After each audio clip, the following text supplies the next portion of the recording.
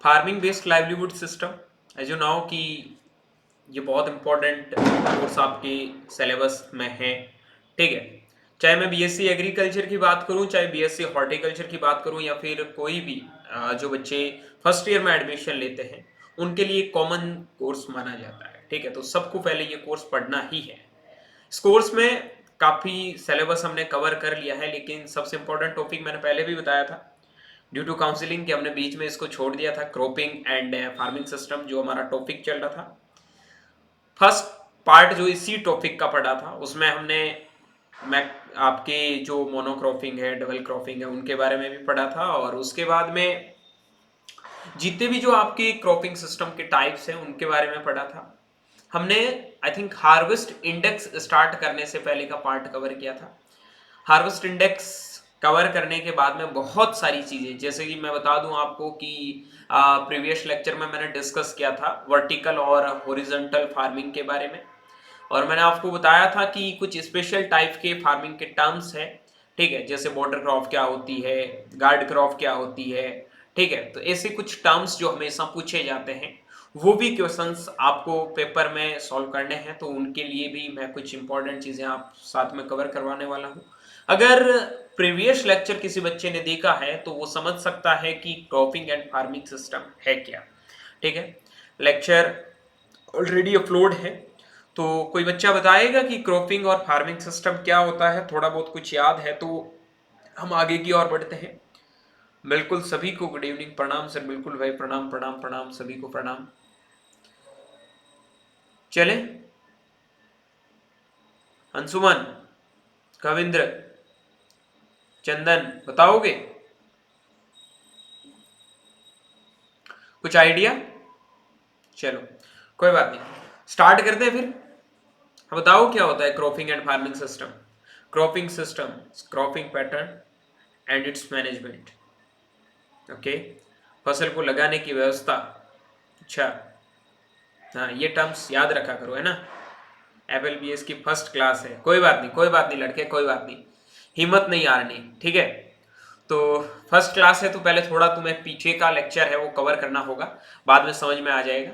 हमने बच्चे सबसे पहले क्रॉप से ही स्टार्ट किया था, क्रॉप क्या होता है, उसके बाद में फाइनेंशियल एग्रीकल्चरल ईयर के बारे में पढ़ा था, मोनोक्रॉपिंग के बारे में पढ़ा था। आफ्टर दैट हमने क्रॉप ज्योमेट्री के बारे में, मल्टीपल क्रॉपिंग के बारे में, ये सब चीज़ें हमने पढ़ी है। ठीक है, उसके बाद में मिक्स क्रॉपिंग के बारे में पढ़ा है, इंटर क्रॉपिंग के बारे में भी पढ़ा है। ठीक है, मैंने आज साथ में बताया था इंटर क्रॉपिंग टर्म किसने दिया, अगर किसी को पता है तो बताओ। ठीक है, उसके बाद में टाइप ऑफ इंटर क्रॉपिंग हमने अच्छे से पढ़ लिया था, उसके बाद में शिफ्टिंग कल्टीवेशन के बारे में पढ़ा था। ठीक है, उसके बाद में हमने ये सारी चीज़ें पढ़ी है, रिस्टोरेशन के बारे में पढ़ा है, ये सब चीज़ें इसी का पार्ट था, क्रॉपिंग सिस्टम के बारे में पढ़ा है। ठीक है, फिर हमने क्रॉपिंग सिस्टम के डिफरेंट टाइप के जो ऑब्जेक्टिव गोल्स वगैरह उनके बारे में पढ़ा था। ठीक है, उसके बाद फार्मिंग सिस्टम स्टार्ट किया था, फार्मिंग सिस्टम में मिक्स फार्मिंग भी हमने पढ़ा था, इंटीग्रेटेड फार्मिंग सिस्टम ये भी हमने पढ़ा था। ठीक है, इसका जो हेडक्वार्टर कहाँ है वो भी आप लोगों को पता होना चाहिए। किसी बच्चे को अगर इसके आसपास यूनिवर्सिटी मिली तो जरूर जाके विजिट करना। ठीक है, और उसके बाद में जेबू कल्टीवेशन के बारे में भी हमने पढ़ा था। ठीक है, जेबू का मतलब क्या होता है, ये सब चीज़ें, टोंगिया कल्टीवेशन भी मैंने आप लोगों को पढ़ा दिया था। टोंगिया के बाद में आपका लिस्ट टोंगिया वगैरह, ये विलेज टोंगिया इसका टाइप था। मैंने कहा हार्वेस्ट इंडेक्स है, वो हम नेक्स्ट लेक्चर के अंदर पढ़ेंगे। आई थिंक यहीं से स्टार्ट करना है, किसी बच्चे को कोई आइडिया है तो बता दो, यहाँ तक यहाँ से ही स्टार्ट करना है या फिर ये भी चीज़ें कवर है? अय्यर, अय्यर ने दिया था। तो बताओ मिक्स उसका मिक्स फार्मिंग का किसने दिया था, मिक्स क्रॉपिंग का बोलो, मिक्स क्रॉपिंग का किसने दिया था? हाँ सही है, सही है, मिक्स क्रॉपिंग किसने दिया, बताएगा कोई? ये चीजें याद रखो बेटा, है ना, बेसिक चीजें अगर तुम अभी से याद करोगे, पूछते ही वो नहीं याद है। क्यों भाई, क्यों याद नहीं है? चंदन कहाँ गई, शानवी नहीं आई है? तुम लोग तो डेली क्लास अटेंड करते हो भाई, महक, ज्योति, मिनल, नहीं idea, Anu, Anu I think नहीं होगी। ठीक है, चलो कोई बात नहीं, थोड़ा याद करो तो वापस पढ़ोगे तो अच्छे से कवर हो जाएगा। ठीक है, प्लेट्स नाम पढ़ा है ना, हाँ ओके। तो हार्वेस्ट इंडेक्स बच्चे होते क्या है, वो देख पहले समझो इसको, हार्वेस्ट इंडेक्स के बारे में समझो। हार्वेस्ट इंडेक्स का मतलब है कि मतलब आपका एक रेशियो, अनुपात, ठीक है, किसका रेशियो, जो आपकी टोटल यील्ड हो रही है, जिसके अंदर जो आपका बायोलॉजिकल यील्ड होता है, टोटल आपका क्या होता है, बायोलॉजिकल यील्ड होता है, जिसमें आपका ग्रेन प्लस स्ट्रो, ठीक है, यानी कि अनाज और भूसा, अनाज प्लस भूसा, इन दोनों का जो आपस में रेशियो निकलता है। अनाज और भूसा कैसे, जैसे मान लो ये मेरे पास में अरहर की क्रॉप है, ठीक है, और मैंने यहां से इसकी कटिंग कर दी, हार्वेस्टिंग कर दी, और टोटल अगर मैं इस कचरे के समेत कचरा दाना सारा निकालूं, उसका वेट है वो अलग होगा, उसका वेट है वो अलग होगा। अगर मैं इस अरहर को, इसके जो ग्रेन है, अनाज को अलग करूं और इसके स्ट्रो को अलग करूं, ठीक है, तो इनका वेट है वो अलग अलग आएगा, ठीक है। ये टर्म है वो सीएम डोनाल्ड ने दिया था, सीएम डोनाल्ड ने दिया था। इसको जो निकालने का फॉर्मूला है हार्वेस्ट इंडेक्स का, वो होता है आपकी जो इकोनॉमिकल यील्ड है, ठीक है, किसमें, किसकी यील्ड, ग्रेन की यील्ड होनी चाहिए, मतलब कितना हमारा अनाज हुआ है 1 हेक्टर के अंदर। उसके बाद में बायोलॉजिकल यील्ड का मतलब तुम समझ रहे हो, अभी मैंने बताया ग्रेन और स्ट्रो दोनों का आपका वेट देखा जाता है, ठीक है, यानी कि दानों का वेट अलग कर लिया कि निकालने के बाद दाने कितने हुए। उससे पहले हमने ये देखा कि बायोलॉजिकल यील्ड, बायोलॉजिकल यील्ड के अंदर ग्रेन, जैसे सपोज दैट आपका 100 क्विंटल टोटल था, कि ग्रेन के समेत, ग्रेन और कचरा दोनों मिला के कितना था, 100 था, ठीक है, तो 100 यहां लिखा, उसमें से हमारा 20 क्विंटल क्या आया था, टोटल अरहर का प्रोडक्शन आया था ग्रेन का, तो इसमें हमने लिख दिया था क्या फॉर्मूले के अंदर, स्ट्रो 80 प्लस 20, क्योंकि 80 क्या था आपका, स्ट्रो था, 20 क्या था, ग्रेन था, और ग्रेन का प्रोडक्शन है कितना हुआ था वो भी परसेंटेज में ऊपर लिखना है 20, ठीक है, और मल्टीप्लाई कितने से कर दोगे, 100 से कर दोगे, ये 100 से 100 कट गया, पीछे कितना बचा, 20%, यानी कि इसका जो हार्वेस्ट इंडेक्स आया है वो कितना आया मेरे भाई, हार्वेस्ट इंडेक्स इसका आया है 20। ये चीज आपको समझनी है, यही क्वेश्चन पूछा जाता है कि हार्वेस्ट इंडेक्स क्या होती है। एक मैंने आपको क्वेश्चन कोफिशिएंट इफेक्टिव जो आपका फॉर्मूला है वो सिंक और सोर्स मल्टीप्लाई 100 करना है, ठीक है। सिंक का मतलब होता है, हिंदी में बोलते हैं इसको गंतव्य, और सोर्स जो आपका सोर्स पता ही होगा, ठीक है, ये फोटोसिंथेसिस रेट के बेस में कितना कार्बोहाइड्रेट वगैरह एक्यूमुलेटेड होता है बेसिकली वो निकाला जाता है, ठीक है। मेरी बात को समझना, ये सारी चीजें मुझे थोड़ी पढ़ाई पढ़ाई लग रही है, फिर भी कोई बात नहीं। मैंने आपको क्या बताया था, एक आपका होता है टेस्ट वेट, ठीक है, और एक होता है सीड इंडेक्स। ये क्वेश्चन देखो भाई, मेरा सीधा कॉन्सेप्ट यही रहेगा कि जो कॉम्पिटिटिव में बच्चा कहीं पे भी क्वेश्चन देखेगा वो मात नहीं खाएगा। मैं मेरे सब्जेक्ट को लेके नहीं चलता हूं, मैं पूरे एग्रीकल्चर को लेके चल रहा हूं, ठीक है। ये सब्जेक्ट बेसिकली सारे सब्जेक्टों का रीड है, अगर आप समझते हो तो। मैं यहाँ पे इतने क्वेश्चन तुम्हारे कवर करवा दूंगा, तुम किसी भी एग्जाम में देखोगे ना, हर एक एग्जाम के अंदर ये सब्जेक्ट तुम्हें 4 से 5 क्वेश्चन बेसिकली देके जाएगा। तो चीजों को समझो। कोई बच्चा बताएगा टेस्ट वेट क्या होता है और सीड इंडेक्स क्या होता है। आई थिंक मुझे जहां तक याद आ रहा है मैंने प्रीवियस लेक्चर के अंदर डिस्कस किया था। Anyone have idea test weight and seed index? नहीं आइडिया तो नो लिख दो, टाइम खराब मत करो, ठीक है। नहीं आइडिया है, क्यों भाई? पहला क्लास, कोई बात नहीं, कोई बात नहीं, कोई बात नहीं बच्चे, हो जाएगा। क्लास रेगुलर लोगे तो हो जाएगा, ठीक है। अब ये नहीं बताओगे तो फिर तो डेली क्लास लेते हैं, उनका भी क्या मतलब है। नो, देखो जो बेटा टेस्ट वेट होता है ये आपका 1000 सीड का निकलता है। कितने सीड का निकलता है? 1000 सीड का। और सीड इंडेक्स होता है वो 100 सीड का निकलता है, ठीक है। जो आपके बोल्ड सीड होते हैं, स्पेशली बोल्ड सीड, उनका हमेशा आपका क्या निकाला जाता है? बोल्ड सीड का सीड इंडेक्स, ठीक है। और टेस्ट वेट हमेशा आपके 1000 सीड का लिया जाता है, और स्मॉल, ठीक है, एंड मीडियम जो सीड होता है उनका ये निकाला जाता है। आई बात समझ में? जैसे कि आपको पूछा जाता है मस्टर्ड का टेस्ट वेट कितना होता है, कि मस्टर्ड के अगर आप 1000 दानों का, मस्टर्ड समझ रहे हो ना, पर मिनट ले लो, मस्टर्ड ले लो, ठीक है, ये क्वेश्चन आई थिंक जो 12वीं लेवल का एंट्रेंस पेपर था, मैंने जब दिया था जेईटी का, उसमें पूछा था कि 1000 जब सीड लेते हैं मस्टर्ड का, टेस्ट वेट कितना होता है। ठीक है, हिंदी में बोलते हैं प्रक्षण भार। ठीक है, इसका वेट होता है 3 से 5 ग्राम। ठीक है, ये चीजें पढ़ोगे आप आगे जाओगे तो। आपने राइस का पढ़ा होगा, बेसिकली 25 ग्राम होता है, और बासमती राइस का 21 ग्राम होता है। ठीक है, ये आपका किसका है, बासमती का। ये है आपके नॉर्मली धान का। गेहूं का कितना होता है, गेहूं का आपका लगभग आपका 42 होता है। ठीक है, तो ये चीजें आपको याद रखनी। आई बात समझ में। अब सीड इंडेक्स, बेसिकली ये पूछा जाता है, अरहर का सीड इंडेक्स आपका यही निकाला जाता है कि इसका जो आपका हार्वेस्ट इंडेक्स, सीड इंडेक्स जिसको बोलते हैं, वो 19 होता है, 19 सबसे ज्यादा। ठीक है, याद रखना। तो ये चीजें, पोटैटो का 82, ये आप सोचोगे कि हाईएस्ट हार्वेस्ट इंडेक्स है। हाँ, लोवेस्ट तो आपका अरहर का है, हाईएस्ट है वो आपका पोटैटो का है 82 से 84। ये चीज कभी सोची कैसे, क्योंकि पोटैटो के ऊपर जो कचरा होता है वो छोटा छोटा होता है, जिसका वेट ना के बराबर होता है। ठीक है, अगर आप 1 क्विंटल पोटैटो को जमीन से खोद दोगे और साथ में कचरा रखोगे ना, तो उनमें से 15 क्विंटल हार्डली आपका कचरा निकलेगा, और अराउंड 85% के समथिंग आपका पोटैटो है उसका वेट होगा। ठीक है, उसके बाद में हम आगे बात करते हैं क्रॉपिंग इंटेंसिटी, फसल तीव्रता जिसको बोलते हो। यह बताता है कि एक वर्ष में भूमि पर कितनी बार फसल को उगाया गया है। ठीक है, indicate how intensively the cultivated land is used in a year. Formula: cropping intensity percentage आपका gross cropped area upon net sown area multiply 100. ठीक है, not green manuring crop area not considered in cropping intensity.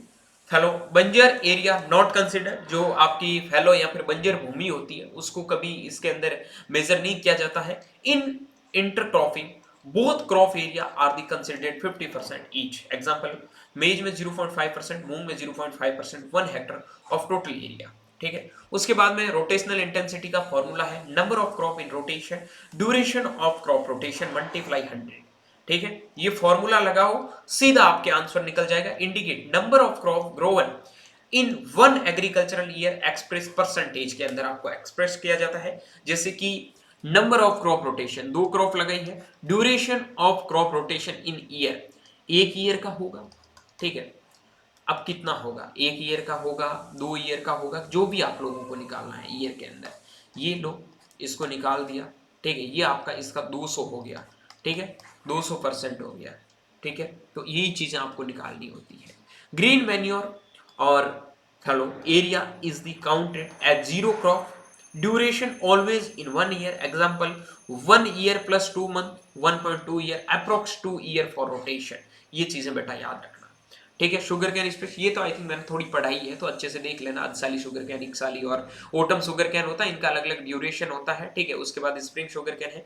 Land equivalent ratio, यहां से हमें पढ़ना है कि land equivalent ratio क्या होता है। It's major yield advantage in intercropping over sole cropping on the basis of land use. अब ये मत बताना कि मुझे सोले क्रॉपिंग का पता नहीं है। सोले क्रॉपिंग का जिस बच्चे को पता नहीं है तो उसको क्लास ज्वाइन करने का भी कोई फायदा नहीं है। हाँ, 42 होता है गेहूं। ठीक है, अब ये बताओ कोई सोले क्रॉपिंग का मतलब क्या होता है, बताएगा? सोले प्लांटिंग या सोले क्रॉपिंग का मतलब एनीवन हैव आइडिया? ये तो काफी गलत है ना लड़कों, ऐसे कैसे काम चलेगा? या तो तुम क्लास कंटिन्यू ज्वाइन नहीं करते हो, या फिर क्लास करते हो तुम्हें कोई मतलब नहीं है कि क्लास के अंदर क्या चल रहा है क्या नहीं चल रहा है। हाँ भाई, बोलो, कोई आइडिया नहीं है। सोले क्रॉपिंग का भी किसी को मतलब नहीं है। ग्रोइंग सिंगल क्रॉप, अच्छा, तो फिर मोनोक्रॉप और सोले क्रॉपिंग में डिफरेंस क्या होता है, बताओ? ये तो गलत बात है ना। हाँ,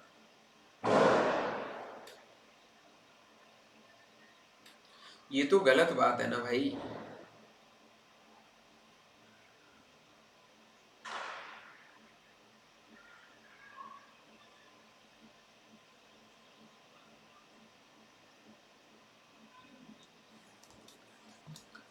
देखो सिंगल क्रॉप ही होता है, इसका मतलब होता है प्योर, ठीक है, यानी कि एक पर्टिकुलर वेराइटी की कोई क्रॉप होती है, ठीक है, प्योर क्रॉपिंग कह सकते हो आप इसको, सोले क्रॉपिंग, ठीक है, सॉलिड, ठीक है ना, वो सॉलिड बॉडी वाला नहीं, on the basis of land use. यह मापता है कि जो आपकी अंतर फसल प्रणाली में भूमि के उपयोग से एकल फसल की तुलना में कितनी अधिक उपज मिलती है, ठीक है। ये आपका विल्ले ने दिया था, और LER का जो फॉर्मूला है लैंड इक्विवेलेंट रेशियो, क्या है, लैंड इक्विवेलेंट रेशियो, ठीक है। YAB आपका ये डिनोट करता है ए, मतलब yield of crop, yield of crop किसका, ए इन इंटरक्रॉपिंग, ठीक है। उसके बाद में आपका है YA, ठीक है, YAA in pure stand, YBA yield be in the intercropping, YBB yield of crop be in pure stand. इनको आपस में सबका रेशियो निकालना है कि कौन कौन सी क्रॉप थी, ठीक है। Yield of crop A, intercropping A crop थी, जैसे मान लो आपने क्या लगाया, मस्टर्ड और वीट, ये वीट थी, ठीक है। वीट का प्रोडक्शन कितना हुआ था, कितना वीट का प्रोडक्शन हुआ, सपोज दैट एक हेक्टर के अंदर 20 क्विंटल हुआ, ठीक है, 9:1 होता है। आपने साथ में मस्टर्ड लगाई, 20 ज्यादा बताया, यहाँ 20 तो हो ही जाता है, ठीक है। उसके बाद में आपको प्लस कर देना, और ये बोल रहा YAA ए प्योर स्टैंड, मतलब आपने साथ में मस्टर्ड लगाई है, उनका प्रोडक्शन 2 क्विंटल हो गया, ठीक है। उसके बाद में आपको YAB yield of crop be in intercropping, अगर आपने इंटरक्रॉपिंग में जो बी क्रॉप लगाई है उनका कितना आपका प्रोडक्शन हुआ है, ठीक है। उसके बाद में yield crop be in pure stand, उनका कितना प्रोडक्शन हुआ, मान लो 10 और 5 इनका हुआ है, तो अब जाके इनका लैंड इक्विवेलेंट रेशियो आप लोगों को निकालना है कि टोटल कितना लैंड इक्विवेलेंट रेशियो निकलता है। अगर आपका लैंड इक्विवेलेंट रेशियो 1 से ज्यादा आता है तो इंटरक्रॉपिंग इज आपका एडवांटेजियस, ठीक है।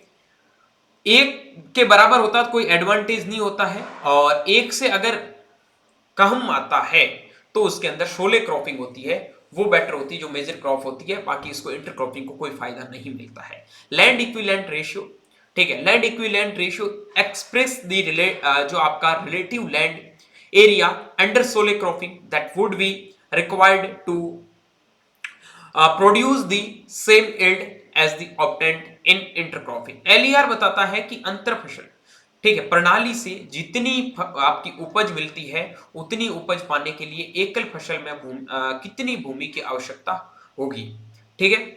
उसके बाद ये फॉर्मूला जो अभी हमने समझा था वही समझना वापस।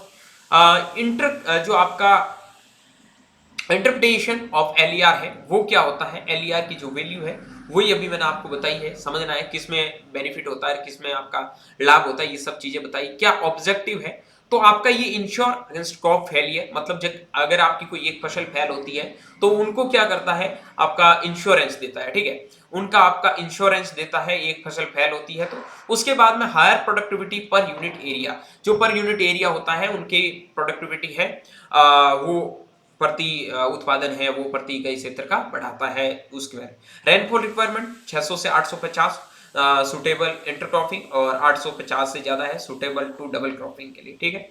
उसके बाद में एक है आपका push pull technique. Push pull technique का मतलब होता है developed by the ICIPE international centre for insect, जो आपका physiological and ecology Nairobi Kenya के अंदर सिचुएटेड है। Developed by the integrated soil weed insect pest management system, ठीक है, उनके द्वारा ये एक पुश एंड पुल सिस्टम, जिसका मतलब क्या है, इंसेक्ट वही है कि भाई कौन सी चीज से आपको नुकसान हो रहा है, अगर जहां पे जिस चीज का नुकसान हो रहा है वो चीज वापस खींच के आपको फायदा करेगी, ठीक है।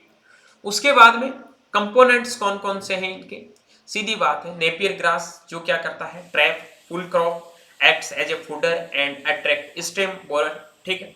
उसके बाद में आपका डेस्मोडियम क्या करता है, लेग्यूम क्रॉप, ठीक है, जो आपका फिक्स नाइट्रोजन करता है और रिपेल्स इंसेक्ट। उसके बाद में मेन क्रॉप मेज सोरगम जो आपका प्राइमरी क्रॉप होता है, यही बात आप लोगों को यहाँ पे समझना है कि एक ऐसी क्रॉप या फिर ऐसी क्रॉप साथ में लगा देना मेजर क्रॉप के साथ में जो आपके उसमें हेल्प करे, ठीक है, और सॉइल का मैनेजमेंट भी साथ में करे, आपका इंसेक्ट पेस्ट जो भी लग रहा है वो साथ में ना लगे, ठीक है।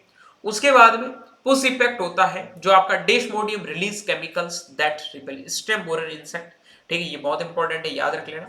उसके बाद में pull effect, Napier grass attract the pest away from maize, और जो आपका एडिशनल बेनिफिट होता है डेस्मोडियम आल्सो सफर्स स्ट्राइक, जो आपका स्ट्राइका वीड होता है उसको उस सप्रीश करता है, ठीक है। उसके बाद में टाइप ऑफ फार्मिंग सिस्टम, जो अलग अलग डाइवर्सिफाइड फार्मिंग है, एक्चुअली में ये जो पार्ट है वो इकोनॉमिक्स का टॉपिक है, फिर भी मैंने आपका ये साथ में मेंशन किया है, ठीक है। डाइवर्सिफाइड फार्मिंग या विविधीकरण फार्मिंग का मतलब होता है income from a single enterprise is less than 50% of total income, example small और मार्जिनल फार्मिंग, जो आपका सब्सटेंस टाइप का होता है। उसके बाद में स्पेशलाइजेशन फार्मिंग, विशिष्ट कृषि बोलते हैं, more than 50% of total income come from a single enterprise, example tobacco. उसके बाद कल्टीवेशन इन गुंटूर। उसके बाद में mixed farming, less than 10% of total income from a single enterprise, okay. उसके बाद में रेंचिंग या चारागाह, मतलब जो पशुओं को चरने के लिए होता है, ठीक है। Grazing animal on the naturally grown grass land for meat milk, ठीक है। Rancher person who raise animal, ठीक है।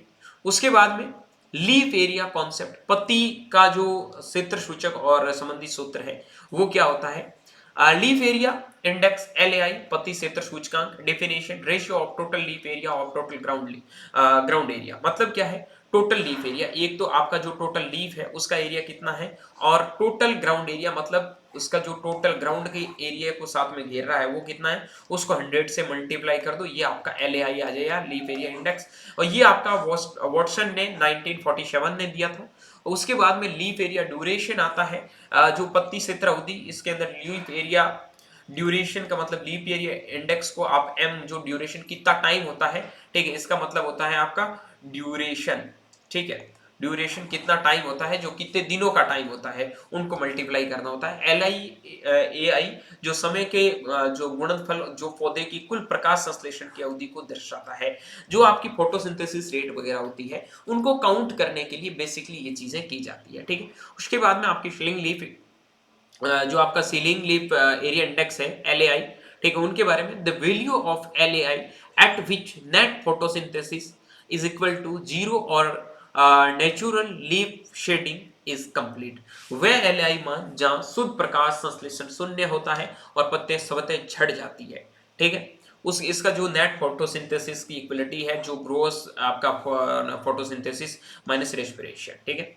उसके बाद में लीफ एरिया रेशियो, जो रेशियो है LAR, पत्ती क्षेत्र अनुपात, जिसका मतलब है टोटल लीफ एरिया जो सेंटीमीटर स्क्वायर के अंदर, उसके बाद में total area weight, dry weight कितना होता है प्लांट का, वो आपका ग्राम के अंदर होना चाहिए।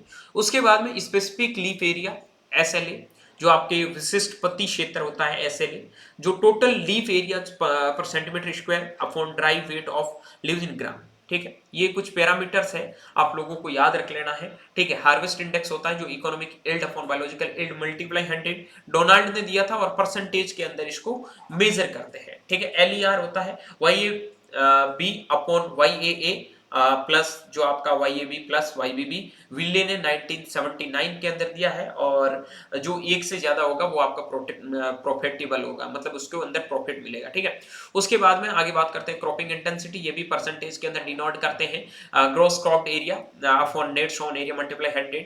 उसके बाद में हमने क्रॉप रोटेशनल इंटेंसिटी पढ़ा है, number of crop upon duration in year multiply 100, ये भी परसेंटेज में डिनोट करते हैं। Leaf area upon ground area multiply 100, Watson ने दिया था 1947 में। LAD area duration, leaf area index multiply duration इन डेज, ठीक है। तो ये आप लोगों को थोड़ा याद रखना है। अब हम बात करते हैं सस्टेनेबल एग्रीकल्चर का मतलब क्या होता है, ठीक है, मीनिंग। देखो वर्ड ओरिजिन कहां से हुआ था, लेटिन वर्ड है to manage and to upland, ठीक है। कोई भी आपके पास में एक पर्टिकुलर लैंड है, उसको आप कैसे मैनेज करते हो without any damaging in nature, ठीक है। ये आपका जैक्सन नामक एक साइंटिस्ट थे, उन्होंने सस्टेनेबल का टर्म दिया था, ठीक है। Sustainable agriculture is a very important term, याद रखना। इसके अंदर farming based livelihood system and बार बार पढ़ रहे हो। Sustainable agriculture is a system of agriculture that's achieve optimum crop production to satisfied human needs while maintaining ecological balance and preserving the natural resources based for future generation। ठीक है। Main objective क्या है आपका? Optimum production to satisfy human need, maintain ecological balance, conserve soil, water and biodiversity, long term sustainability, economic and environmental stability। ठीक है। Type of sustainable agriculture, सतत कृषि के जो टाइप है वो कौन कौन से हैं? नेचुरल फार्मिंग, जो ये बहुत इंपॉर्टेंट टर्म्स है। ठीक है। जो टर्म दिया किसने है? मोसन इसको क्या नाम बोलते हैं? फुकोका। ठीक है। जापान के एक साइंटिस्ट थे, उन्होंने दिया था। ये क्या था कि नो कल्टीवेशन फार्मिंग, बिना जुताई वाली खेती। मतलब क्या है सीधा समझो। नेचुरल फार्मिंग और ऑर्गेनिक फार्मिंग के अंदर कोई बच्चा पहले तो मेरे को डिफरेंस बताएगा क्या? मासुनुबो फुकोका, क्या नाम भाई? फुकोका। बिल्कुल भाई कर्मेंदु, आ गया तू भी। गुड इवनिंग भाई, good evening. What is difference between natural and organic farming? आप लोगों को ये टर्म दोनों को सेम ही लग रहा होगा कि यार ये तो दोनों सेम ही टर्म है, लेकिन इनमें काफी ज्यादा डिफरेंस है। कोई बताएगा आपका नेचुरल फार्मिंग और ऑर्गेनिक फार्मिंग क्या होता है? नेचुरल फार्मिंग और ऑर्गेनिक फार्मिंग कोई आइडिया बताओ भाई। सामने लिखा तो है, पूरा नेचर से होगा, ठीक है।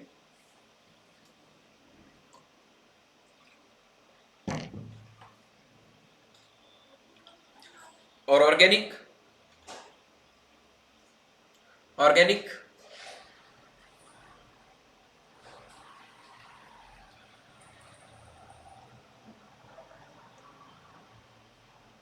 एग्जैक्टली, वेरी गुड, बहुत बढ़िया। नेचुरल फार्मिंग में कोई इनपुट नहीं होगा, हाँ, और ऑर्गेनिक फार्मिंग में इनपुट लिया जाता है। ठीक है। ऑर्गेनिक प्रोडक्ट्स उसके अंदर यूज किए जाते हैं, यही मेजर डिफरेंस है, यही चीज आप लोगों को समझनी है। ठीक है। हाँ हाँ हाँ, समझ गया समझ गया समझ गया। चंदन बढ़िया, कविंद्र बढ़िया। हाँ, यही चीज आप लोगों को याद रखनी है।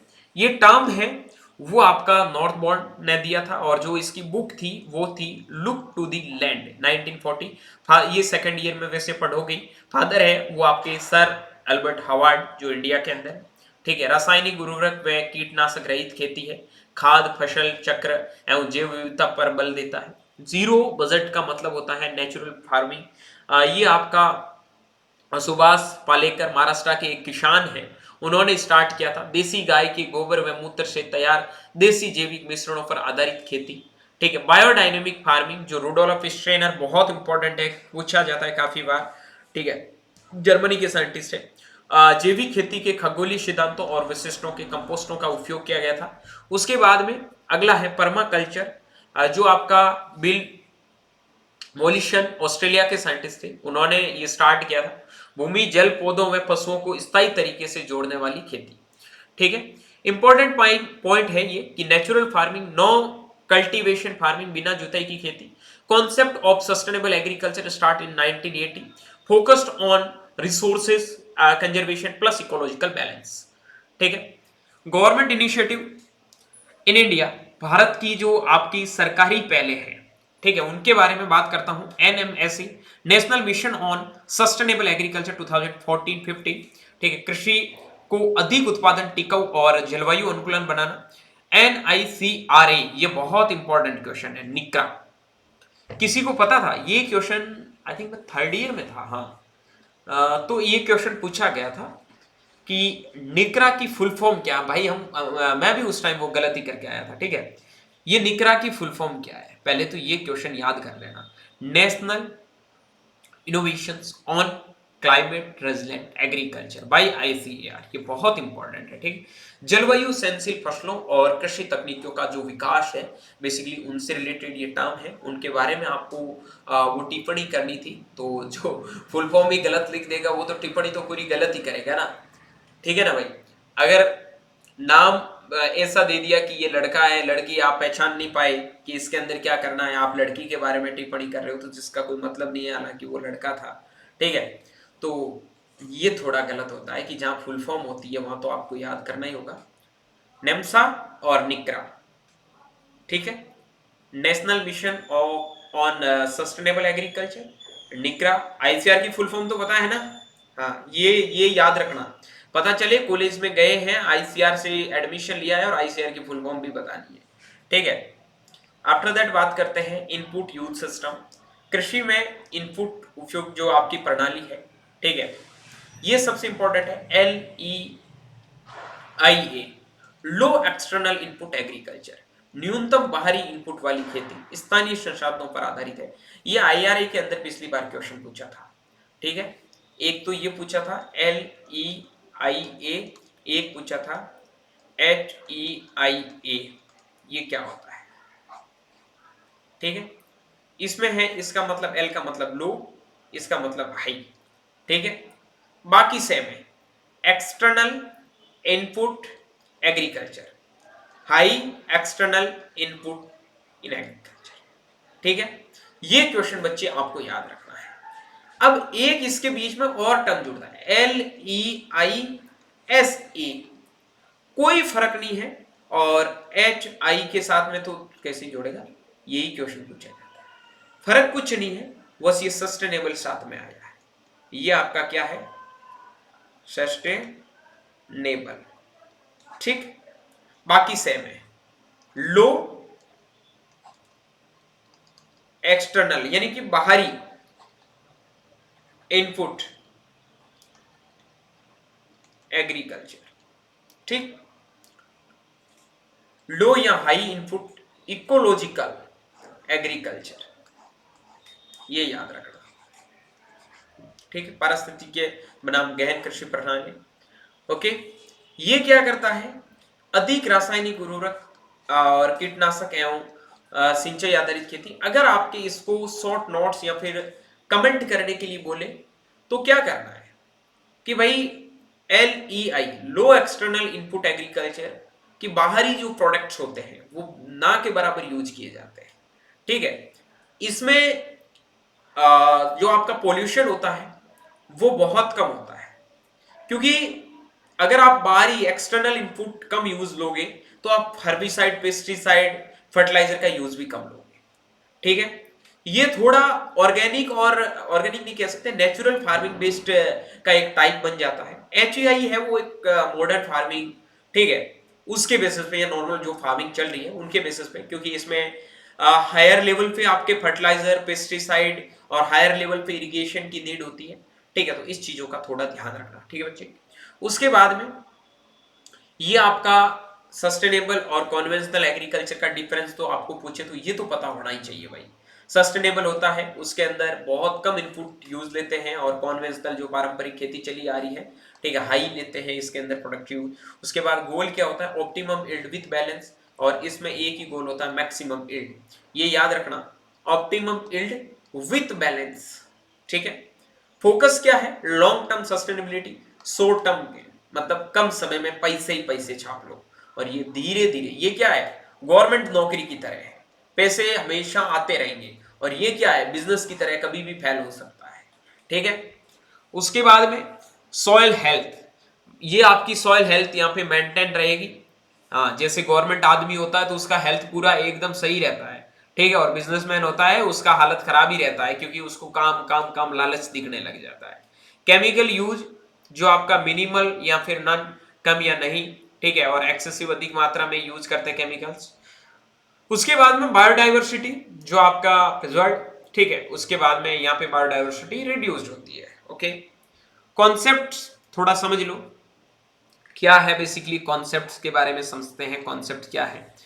ठीक है, सस्टेनेबल एग्रीकल्चर बोलता है कि optimum production well maintaining ecological balance, लेकिन अनसस्टेनेबल एग्रीकल्चर क्या बोलता है? Highest production without maintaining ecological balance. Is it clear? फिर हम बात करते हैं need for sustainable agriculture. Depletion of natural resources basis soil fertility, water forest. Environmental degradation due to pollution and misuse of chemical, shrinking land resources and stagnant productivity. To ensure food security for the growing population 1.4 billion by 2025. Poverty reduction and livelihood sustainability. Traditional agriculture before green revolution, ये भी question पूछा गया है, ठीक है। या फिर green revolution के बारे में मैंने पहले भी बताया था, किसी को पता होगा तो फिर याद दिला देता हूं। ग्रीन रिवोल्यूशन 1966 1967 में पंजाब हरियाणा से बेसिकली 6 क्रॉप थी, लेकिन मेजर आपका व्हीट एंड राइस पे असर पड़ा था, ठीक है। टर्म किसने दिया, फादर कौन है, इंडिया में फादर कौन है, ये चीजें तो आपको पता होनी ही चाहिए, ठीक है। अब ये मैं नहीं बताऊंगा कि अब वापस बताऊं, क्योंकि ये पहले चीजें आपके खुद के माइंड में दौड़ जानी चाहिए। उसके बाद में ग्रीन रिवोल्यूशन से पहले हमारी हालत थी, हमारे पास में खाने को अनाज नहीं थे। धीरे धीरे हमारी भूख मिटी, एक लेवल आया कि हम एकदम सस्टेन कर सकते हैं। और 2000 के बाद में काफी ज्यादा हमारे पास में प्रोडक्शन बढ़ा। 2020 के बाद में धीरे धीरे बात करो तो day by day production increase होता जा रहा है। हालांकि पॉपुलेशन बढ़ रही वो अलग चीज है, इतनी ज्यादा पॉपुलेशन बढ़ रही है, जमीन हमारे पास में लिमिटेड है, फिर भी हम लोगों को खाना है वो दे देते हैं, उनकी पूर्ति कर देते हैं। यू नो कि कितनी ज्यादा इंपॉर्टेंस है हमारे इंडिया में प्रोडक्शन की बढ़ने की। लैंड इतनी है, प्रोडक्शन उस टाइम से आज ज्यादा क्यों है?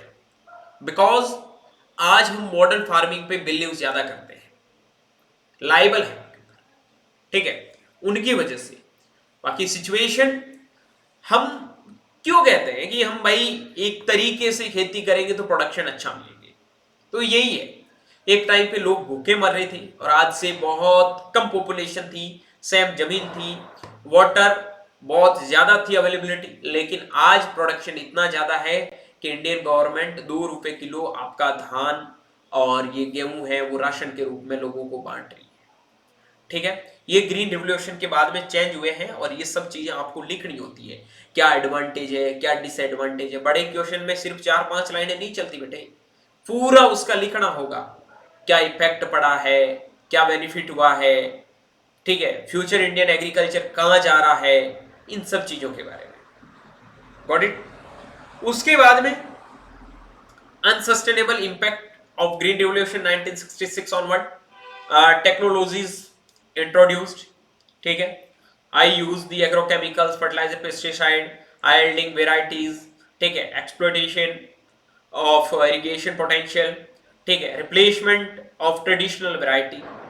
उसके बाद में कॉन्सिक्वेंस आपकी क्या है, सॉल्ट डिग्रेडेशन, ठीक है, ground water depletion, environmental pollution, decline biodiversity और rural poverty and ecological imbalance, ठीक है। फिर फार्मिंग सिस्टम को थोड़ा और समझते हैं आगे जाके।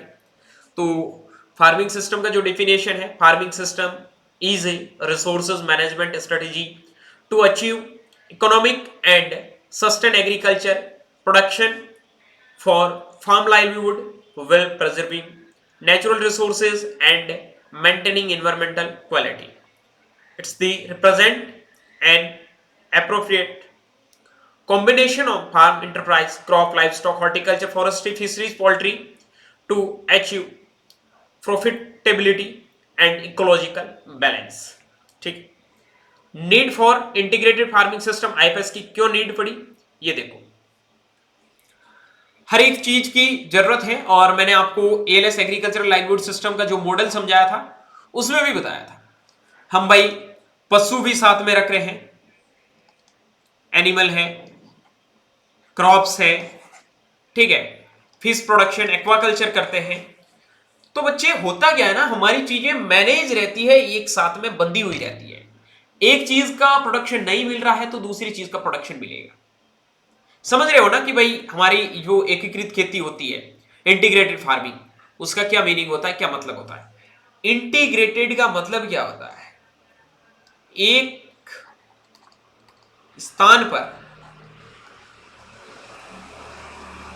एक से ज्यादा, इतना याद रखो, एक स्थान पर एक से ज्यादा, ठीक है, जो आपके फार्मिंग के टाइप्स है उनको हम कर सकते हैं। यहां तक चीजें क्लियर। उसके बाद में इसको अगर अच्छे से समझना, किसी बच्चे को एएलएस मॉडल समझ में आया है तो ये बच्चा इंटीग्रेटेड फार्मिंग सिस्टम को समझ सकता है। 85% farmers in India are small and marginal. You know कि स्मॉल और मार्जिनल फार्मिंग क्या होता, फार्मर्स क्या होते हैं, ये तो पता होना चाहिए ना। Farm size not increase, only vertical integration. अभी समझाऊंगा आगे। IFS ensure optimum use of resources, periodic and diversified income, waste recycling, reduce environmental degradation, IFS ecological viable, ecological जो आपके compatible and high produce sustainable, ठीक है।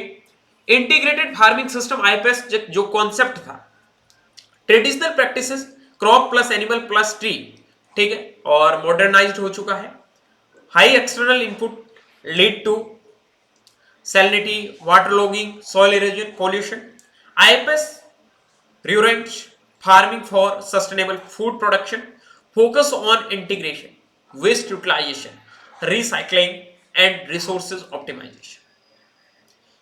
Components crop, dairy, poultry, goat rearing, fish, sericulture, agroforestry, horticulture, mushroom cultivation, apiculture, और आज source है आपके IFS के integrated farming system के। अब सर ये सारी चीजें एक साथ पॉसिबल है? बिल्कुल एक साथ पॉसिबल है। कैसे? ये मेरे पास में है खेत। अरे समझाऊं या फिर समझ चुके हो पहले? अरे वापस समझाऊं या एएलएस मॉडल से ये समझ में आ गई है? अरे बोलो भाई। इंटीग्रेटेड फार्मिंग सिस्टम, अरे समझ में आ गई है? वापस समझाओ, बोलो भाई। अरे बोलो भाई। हाँ हाँ, बहुत बढ़िया। 0.5 वाले कौन थे?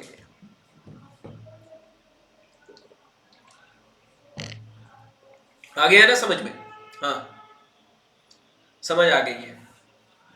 तो ये एक साथ कैसे करनी है, ये मैंने एएलएस मॉडल में समझाया है, तो देखोगे तो समझ आ जाएगा कि सारी चीजों को एक साथ कैसे करना है। गुड गुड गुड, ठीक है बच्चे। तो यही है कि अपने पास में एक खेत है, थोड़ा और छोटा सा समझ जाना। एक खेत, फसलें उगा दी, यहां पे गायें भैंसे रखी, दूध आया, डेयरी पालन, खाद आई है, उससे गैस संयंत्र, गोबर गैस संयंत्र और मैन्योर के लिए यूज ले लिया, ठीक है। एक्वाकल्चर, मछली की, वहां पे पानी भरा हुआ था ऑलरेडी, फसलों के अंदर पानी चला जाएगा, मछली जो बीटे करेगी वो आपका न्यूट्रिएंट और मिल जाएगा, ठीक है। एक्वाकल्चर हो गया। सेरिकल्चर, कुछ ऐसे प्लांट लगा दोगे साइड साइड में, ये साइड में सेरिकल्चर के प्लांट लगा दिए, मलबेरी सैतूत के, जहां पे आप सेरिकल्चर का कल्टीवेशन कर सकते हो। Got it. एग्रो फॉरेस्ट्री, ये वही प्लांट लगाओगे, फॉरेस्ट्री लगाओगे, इनकी जो इसकी जो क्या बोलते हैं, मलबेरी का, ठीक है, मलबेरी का प्लांट लगाया सैतूत का, उसके ऊपर आप क्या कर लोगे, सेरिकल्चर, और जो पेड़ है एग्रोफॉरेस्ट्री में यूज ले लोगे, ठीक है। फॉरेस्ट प्लांट मतलब लकड़ी बहुत महंगी बिकती है, आपको पता है, कुछ सैतूत के प्लांट लगा दिए, खाली जगह रही, वो हो गया। उसके बाद हॉर्टिकल्चर, कुछ फूल लगाने हैं, कुछ आम लगाने हैं, कुछ केले लगाने हैं, कुछ पपीते लगाने हैं, ठीक है, जो भी लगाना लगा दिया, पास में जहां जगह खाली मिली वहां लगा दी। मशरूम कल्टीवेशन, एक बंद कमरा, यहाँ पे जो भी मिल रहा था, पशुपालन वगैरह जहां कर रहे थे, एक बंद कमरा था, बिल्कुल लाइटिंग वो था, उसमें मशरूम भी शुरू कर दिया। और एपीकल्चर, यहाँ मस्टर्ड का खेत था, मस्टर्ड के खेत में लगाकर जाके मधुमक्खी का डिब्बा छोड़ दिया, ठीक है। उसके अंदर क्या करेगा, मधुमक्खियां बैठ जाएगी और आपको शहद प्रोडक्शन है वो कर सकते हो। यही चीजें मैंने पहले समझाई, बी कीपिंग वगैरह। एक ही खेत में एक सारे बहुत सारे सोर्स, या फिर बेसिकली फार्मर करता क्या, ज्यादातर जो गरीब किसान होते हैं वो क्या करते हैं, या तो क्रॉप उगाएंगे या फिर बकरी चराएंगे, ठीक है, उसके अलावा वो कुछ नहीं करेगा। आई बात समझ में? तो ये चीजें आपको समझनी है। ऑब्जेक्टिव क्या है, develop sustainable farm household system, improve efficiency of farm production, increase income and employment, ensure farm family welfare and self sufficiency, advantage of integrated farming system, ठीक है, productivity, increase output per unit area and time, जो profitability है, reduce cost while waste recycling, ठीक है, year round income, multiple enterprises, milk egg fish, उसके बाद में आपका रिसाइकलिंग में waste from one component input for another, environment safety, less use of chemical, pollution free, ठीक है, balanced food, ensure nutrition and health, employment generation, continuous family labour use, living standard, improve quality of life, agro industry cause rural enterprises, input efficiency, optimum use of farm input, energy fuel fodder, biogas, fuel wood, fodder from the residues.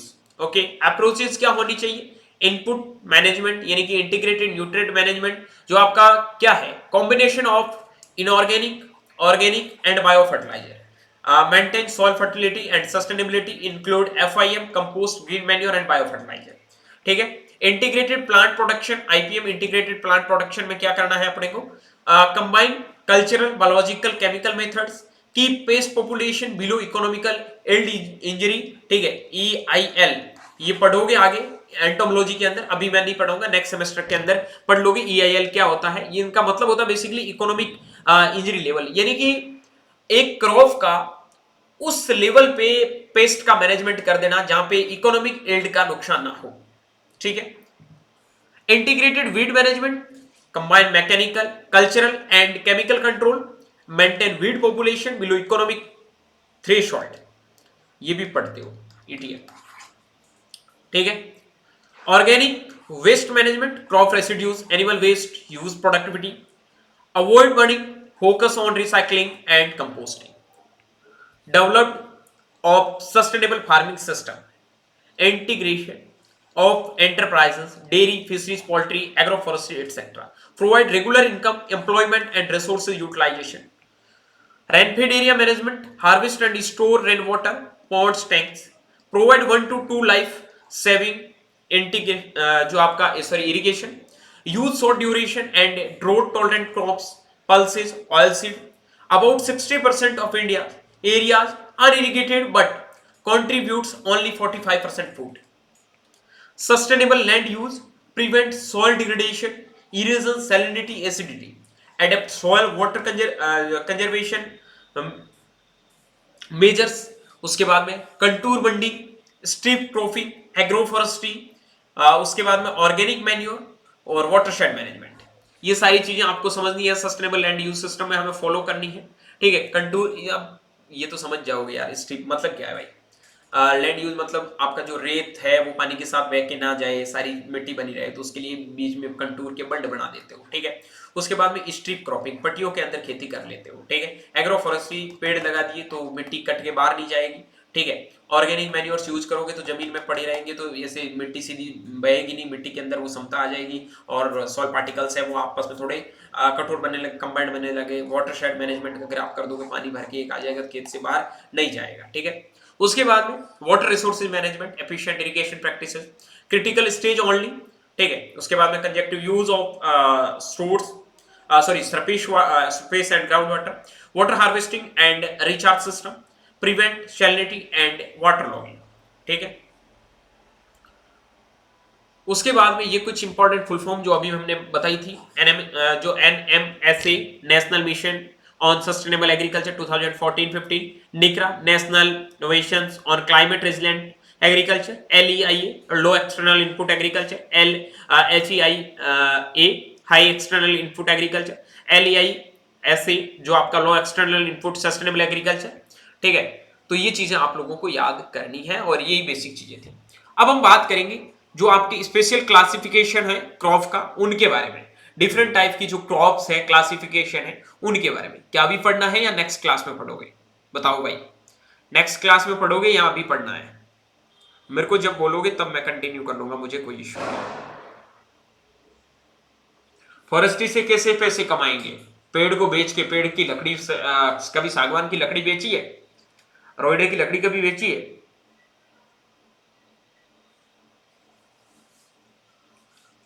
क्या लड़कों बोलो भाई।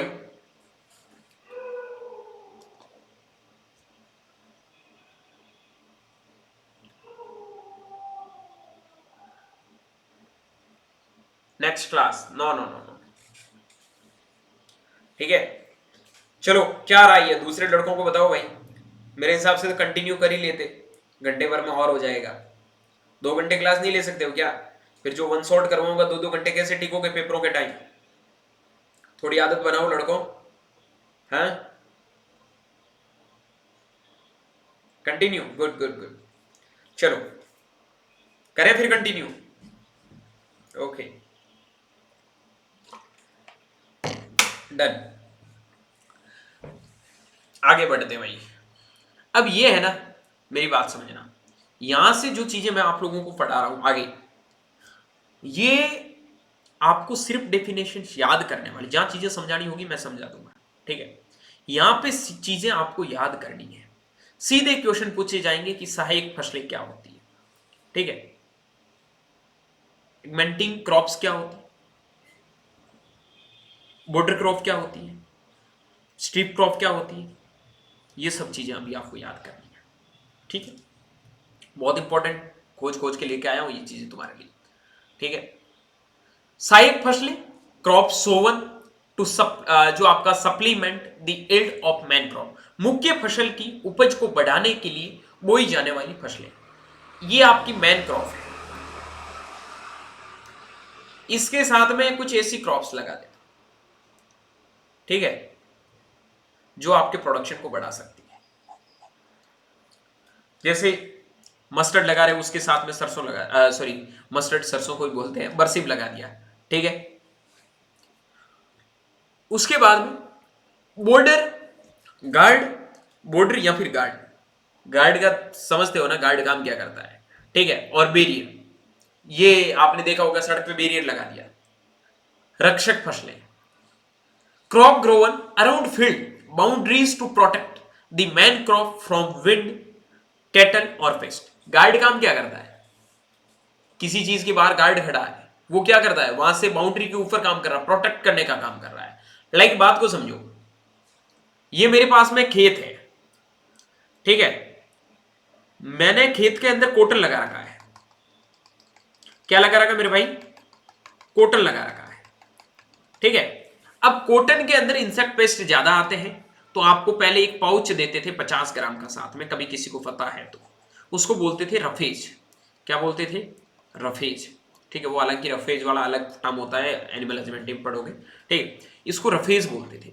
वो क्या करता था, यहां boundary boundary पे लगा देते थे कि बाहर से कोई भी अगर पेस्ट अटैक करेगा तो पहले इस पे करेगा, तो मैन क्रॉप के ऊपर नुकसान नहीं होगा, ठीक है। ऐसे ही समझो, शुगर कैन की खेती कर रखी है, यहां पे गन्ना लगा रखा है, सैकरम ओपिसिनेरम, आपने सैकरम ओपिसिनेरम यहां से लगा रखा है। आप साइड साइड में अरंडी लगा दो, क्या लगा दो? कैस्टर लगा दो, अरंडी, ठीक है। यहां केस्टर आपने लगाया तो केस्टर क्या करेगा? जितने भी जो पेस्ट होंगे, इंसेक्ट पेस्ट होंगे, वो उनके ऊपर आके बैठ जाओ, आ जाओ आ जाओ मेरी बाहों में आ जाओ, ठीक है, ताकि उसके अंदर मैनली नहीं जा सके और उसके ऊपर अटैक ना कर सके। आई बात समझ में? मटर का खेत है, मटर के खेत के चारों ओर सेफ्लोवर लगा दिया, सेफ्लोवर के ऊपर आके बैठ जाएंगे सारे कीड़े, अंदर नहीं जा पाएंगे, ठीक है। Sesbania grandiflora also a guard crop, ठीक है।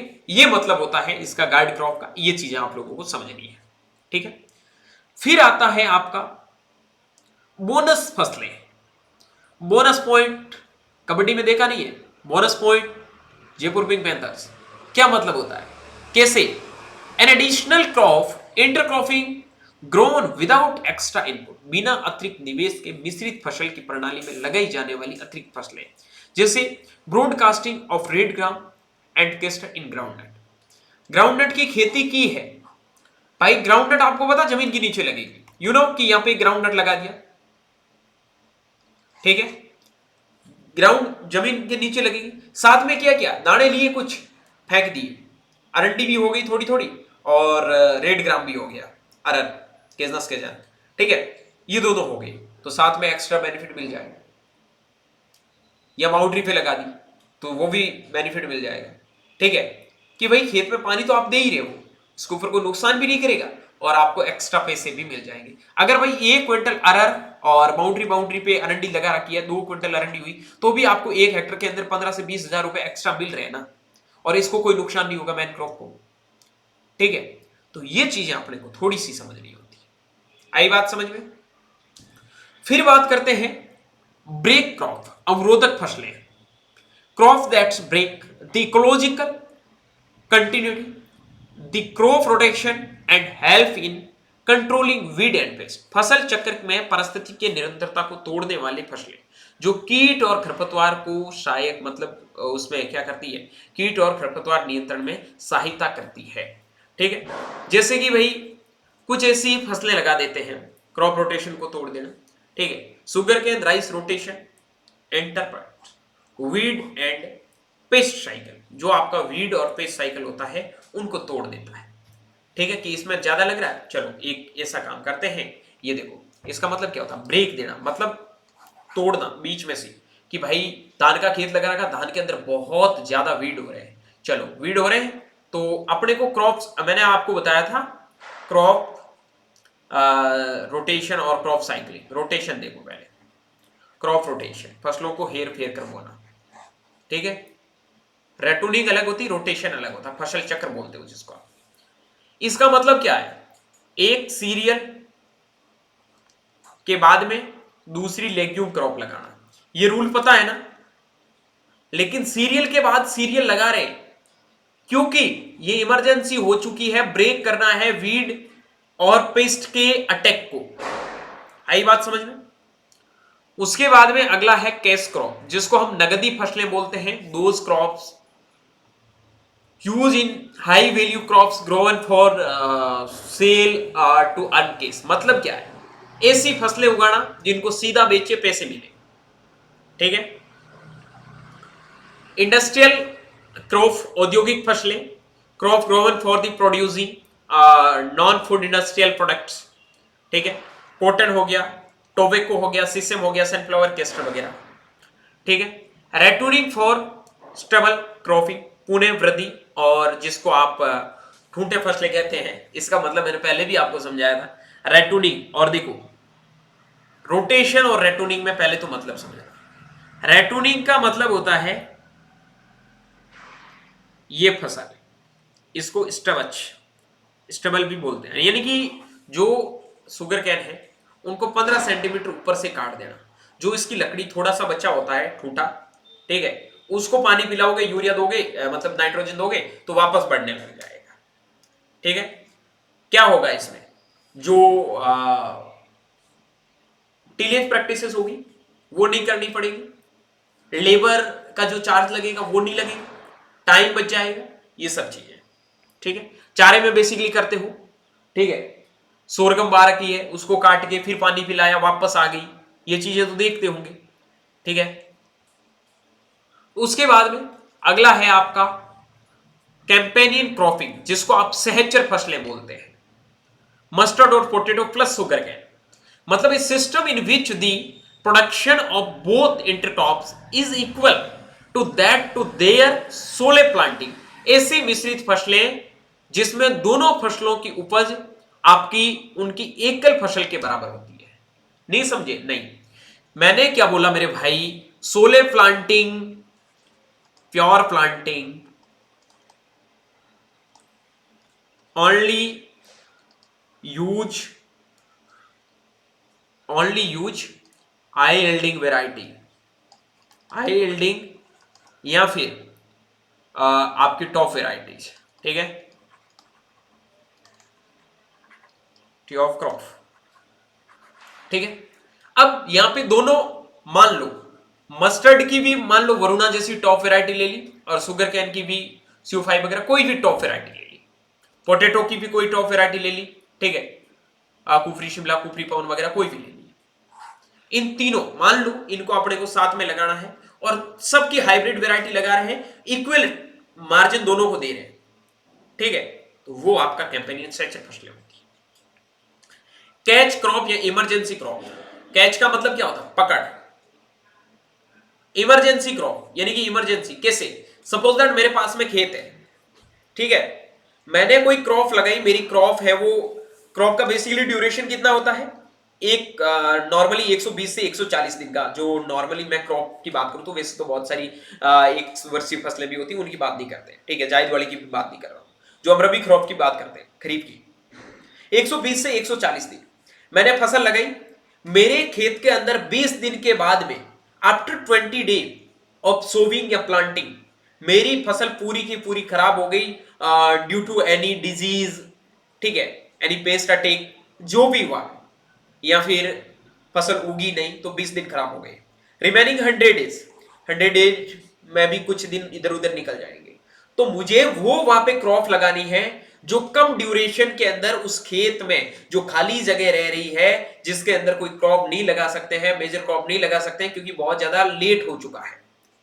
ठीक है। मान लो 30 दिन 40 दिन बाद खराब हुई, मेरे पास में 60 से 65 दिन ही बचे हैं, आधे ड्यूरेशन में वो क्रॉप तैयार नहीं हो पाएगी, तो क्या करें, या फिर अगर वो क्रॉप लगाऊंगा तो एक मैच्योरिटी का टाइम आता है, जैसे मान लो मैंने रबी क्रॉप लगाई है, मार्च मैच्योरिटी का टाइम होता है, मार्च अप्रैल मई तक वो पक ही नहीं रही है, मई तक कैसे नहीं पकेगी, मई तक नहीं पकेगी क्योंकि मार्च में उसकी फ्लावरिंग वगैरह होगी, और एक टाइम होता है जिसमें आपको पता है फूल झड़ने लग जाते हैं फसल के, आपके अंदर भी एक टाइम होते हैं जहां हार्मोन एक्टिव होने लगते हैं, फिर तुम ऐसी ऐसी हरकतें करते हो, ठीक है, वो भी एक क्रॉप की होती है कि एक ड्यूरेशन के बाद में वो मैच्योर हो जाती है, ठीक है, एक टाइम आता है वो मर जाती है, ठीक है, तो वैसी वैसी सिचुएशंस पैदा होती है, तो उस कंडीशन में वो क्रॉप, जैसे मानो मैंने क्या किया है, मेरे खेत में ग्रीन ग्राम लगा रखा है, ठीक है, मैंने ग्रीन ग्राम की फसल खराब हो चुकी है, या फिर मैंने क्या लगा रखा है, ग्राउंडनट लगा रखा है, ग्राउंडनट खराब हो गया, तो फिर मैंने लोबिया लगा दिया, तोरिया लगा दिया, कुछ भी लगा दिया जो कम ड्यूरेशन के अंदर तैयार हो गई, तो ये आपकी क्या होती है, इमरजेंसी या फिर कैच क्रॉप होती है। So duration quick growing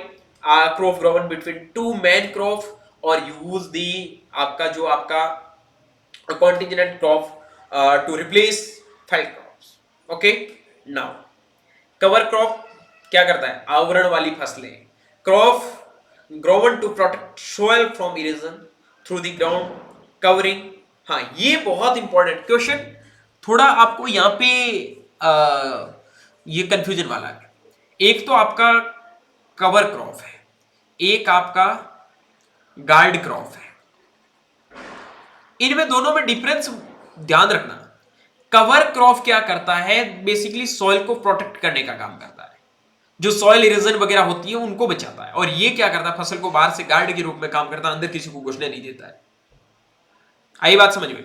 crop grown to protect soil from erosion through ground covering foliage और रूट मैट्स, ऐसी फसलें जो अपनी पत्तियों या फिर जड़ों से भूमि को ढककर मिट्टी के कटाव से बचाती है, ठीक है, जैसे कि ग्राउंड नट है, पूरी जमीन को ढक के रखेगा, स्वीट पोटैटो है, पूरी जमीन को ढक के रखेगा, कॉफी है, पूरी जमीन को ढक के रखेगा, फॉरेस्ट क्रॉप है, सीड रेट ज्यादा होने की वजह से पूरी जमीन को ढक के रखेगा। आई बात समझ में? उसके बाद में कॉन्टिजेंट क्रॉप्स क्या होती है, आकस्मिक फसलें, crop grown when the main crop fails they are short duration and can be used at any growth stage, मुख्य फसलों कोई असफल होने के बाद लगाई जाने वाली अल्प अवधि की फसलें जिन्हें किसी भी अवस्था में उपयोग किया जा सकता है। अब सर कॉन्टिजेंट और इमरजेंसी की जो हमने पढ़ी थी अभी, ठीक है, ये तो देखेंगे तो यहाँ पे थोड़ा सेम ही लग रहा है, इमरजेंसी कैच का कॉन्टिजेंट सेम ही है, लेकिन ये ऐसी फसलें लगा देते हैं जो हर एक स्टेज के अंदर यूज कर सकते हैं, उनको एक पूरे ड्यूरेशन के बाद यूज करते हैं कैच क्रॉप को। आई बात समझ में? जैसे एग्जांपल में ग्रीन ग्राम, कॉफी, सनफ्लावर, ठीक है, ये सारी। स्ट्रिप इंटरक्रॉपिंग क्या होती है, पट्टी आधारित फसलें, ए सिस्टम वेयर टू और more crop are grown in different strips और row in the same field. ये मेरा खेत है, इसके अंदर मुझे पट्टियों के अंदर खेती करनी है, ऐसे,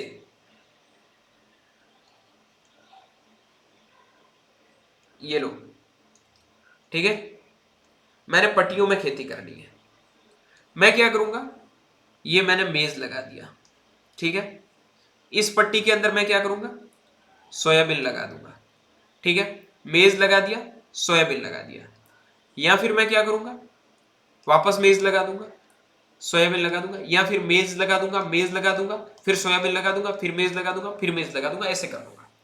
ऐसे करके इक्वल रेशियो पे कह सकते हो, या फिर पट्टियों के अंदर खेती करना, ऐसे नहीं सीधी रैंडमली सीड लिए मिलाए फेंक दिए। आई बात समझ में? मल्टी स्टोरेड क्रॉपिंग क्या होती है? बहुस्तरीय फसलें। Crops are different height, leaf canopy, sunlight required and root system are grown together on the same field, optimising the use of vertical space.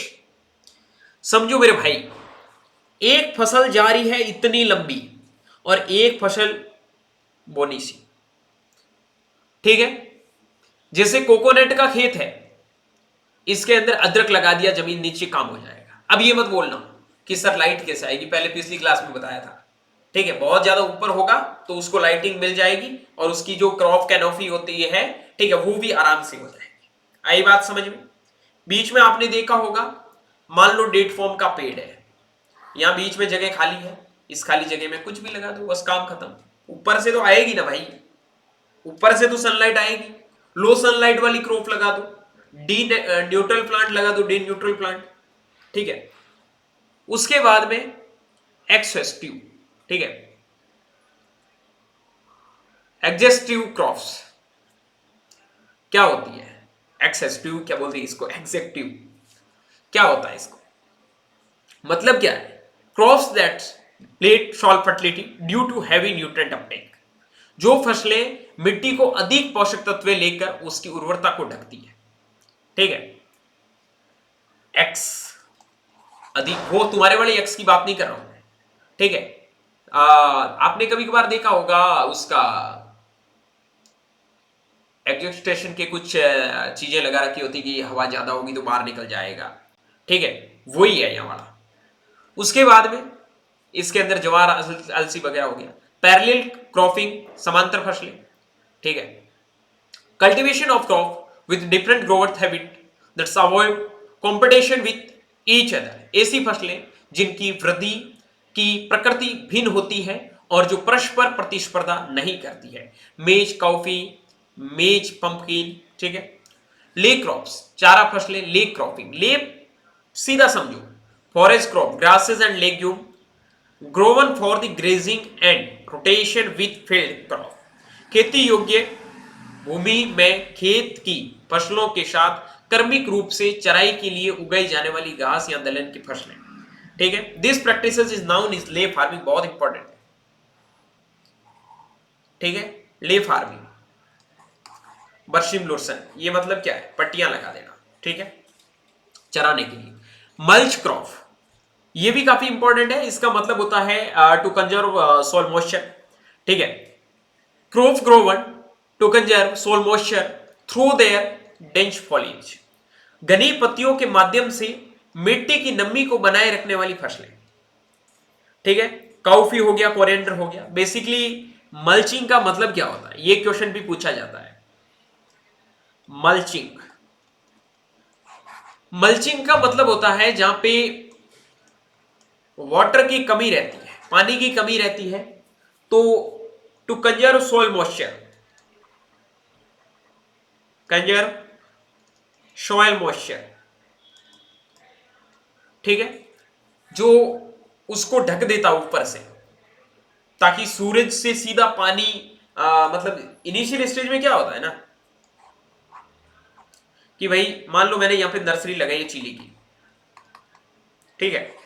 अब क्या होगा कि इसमें मैंने पानी डाला, अभी चिली तो उगी नहीं है, तो ऊपर मैं कचरा डाल दूंगा तो वो जमीन सूखेगी नहीं, कुछ टाइम तक गीली रहेगी। अब सर जब गीली हो जाएगी हटाने पड़ेगी, तो ऐसी फसलें लगा दो जो जमीन को हमेशा ढक के रखती है, ठीक है? धूप पूरी जमीन के ऊपर खिले आएगी नहीं, और जमीन के ऊपर धूप नहीं आएगी तो आपकी सॉइल रूट्स है वहां तक जो जमीन ऊपर से सूखेगी नहीं, तो मॉइस्चर उसके अंदर बना रहेगा, मॉइस्चर बना रहेगा तो पानी की कमी कम आएगी, तो वही मल्च क्रॉप होता है। Is it clear? उसके बाद में नर्स क्रॉप क्या होता है? वो नर्स जो मेडिकल वाली, बच्चा पैदा करने वाली नहीं, वही होती है क्या? सहारा प्रदान करती है, नर्स भी सहारा प्रदान करती है ना। हाँ, companion crops that's provide shade और nourishment to other crops. Sorghum और कॉफी क्या करता है? ये साथ में न्यूट्रिएंट देने का भी काम करेगा और एक जब बड़ा होगा तो उससे पहले तैयार हो जाएगा, ठीक है, बीच में से निकाल दोगे तो एक प्रोडक्शन भी दे देगा, मस्टर्ड फॉर पीस, ठीक है। उसके बाद में अपॉर्चुनिटी, ठीक है, अवसर आधारित फसलें, siding to grow crop based on the availability of stored soil moisture. अच्छा यार, जमीन भीगी हुई है और हम तो क्या करते हैं बेसिकली बारिश वाली फसलें ही लेते हैं, रेनफील्ड फार्मिंग ही करते हैं। बारिश इस बार हो गई है और रबी सीजन के अंदर कुछ तारा मीरा वगैरह डाल देते हैं, हो जाएगा, ठीक है, वही होती है, choose crop according rainfall conditions, उसके बेसिस पे क्रॉप चुन लेते हैं, ताकि जो पानी है एक दो सिंचाई अगर कैसे भी होगी, बीच में एक दो बारिश होगी तो भी मैं फायदा उठा लूंगा। ओके, नहीं अपॉर्चुनिटी मिली तो मैं डेफिनेटली करूंगा, वो वाली बात हो गई, ठीक है। उसके बाद में रेस्टोरेटिव क्रॉप्स, जिसको आप पुनः स्थापक फसलें बोलते हैं, crops that improve soil fertility often by the fixing atmosphere nitrogen, जो फसलें मिट्टी की उर्वरता में सुधार करती है और विशेष रूप से वायुमंडलीय नाइट्रोजन के स्थिरीकरण के माध्यम से होती है, ठीक है। लेग्यूम्स क्रॉप्स लाइक पी, काउफी और ग्रीन ग्राम। उसके बाद में स्मोथर क्रॉप्स, खरपतवार दबाने वाली फसलें, ठीक है। क्रॉप्स ग्रोवन, जो आपके सपर्स अनडिजायरेबल प्लांट्स, ठीक है, थ्रू फिजिकल कवरिंग और जो आपका एलियोपैथिक इफेक्ट्स, ऐसी फसलें जो अपनी घनी पत्तियों और रासायनिक प्रभाव से खरपतवारों को दबाती है, काउफी हो गया, स्वीट पोटैटो हो गया, ये सब चीजें, ठीक है। तो ये भी एक इंपॉर्टेंट चीज है, याद रख लेना।